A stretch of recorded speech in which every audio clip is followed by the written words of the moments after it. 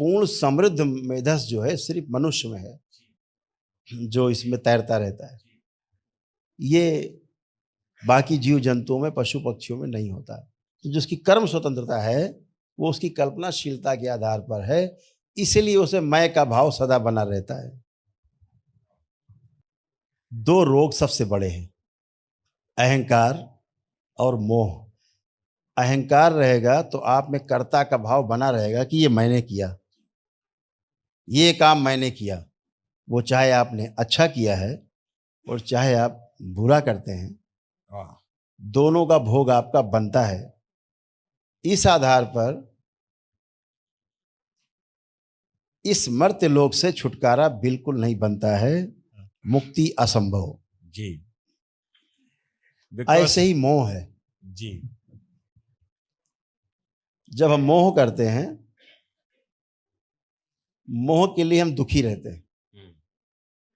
उस दुख से निकलने के लिए हम सुख का रास्ता तलाशते रहते हैं। लगता है कि हम ये मिल जाएगा तो हम सुखी हो जाएंगे। ऐसा सुख लेकर के हम नकली सुख घूमते रहते हैं। ये प्रमाण इस बात का है कि पूरी यात्रा ही दुख की है। सुख को प्राप्त करने की यात्रा दुख की यात्रा है। अब इन दो से बचा कैसे जाएगा, ये भी आपका प्रश्न बनता है। शरीर के आधार पर जो प्रिय हित लाभ के आधार पर वो मोह हो सकता है। तो अब क्वेश्चन बनता है कि अहंकार और मोह से मुक्ति कैसे पाई जाए।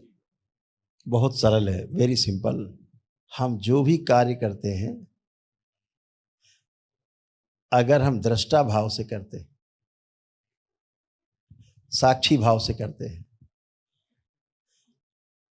तो हमारा अहंकार नहीं बनता है।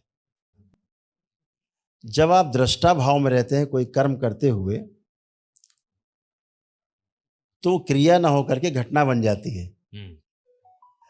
बहुत बढ़िया।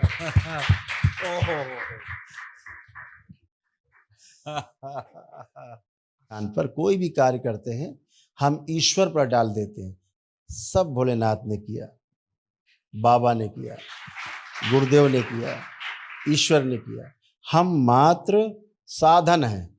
जब भी दरबार में आपने देखा सुना होगा, मैं कोई भी कार्य करता हूँ, दरबार के भक्त खड़े होकर के बहुत ही भाव से कहते हैं, गुरुदेव आपने हमें बचा लिया। मैं उसकी बात पूरे होने से पहले बोलता हूँ, सब बाबा माँ करते हैं। और मैं कर्ता भाव से मुक्त हो जाता हूँ। हम तो अरबों खरबों दरबार में सब संगार हो जाते हैं, तो मेरा कोई तो भाव कर्ता का है ही नहीं, अकर्ता का भाव है, इसलिए हमें कोई पाप नहीं लगता। तो तीनों जो गुण हैं, सतोगुण, तमोगुण, रजोगुण, हम तीनों से बाहर हो जाते हैं। इसलिए अकर्ता का भाव, दृष्टा भाव, साक्षी भाव, अक्रियाशीलता का भाव हमको अपने कर्म बंधन से मुक्ति प्रदान करता है। क्रिया से घटना में रूपांतरित होना है।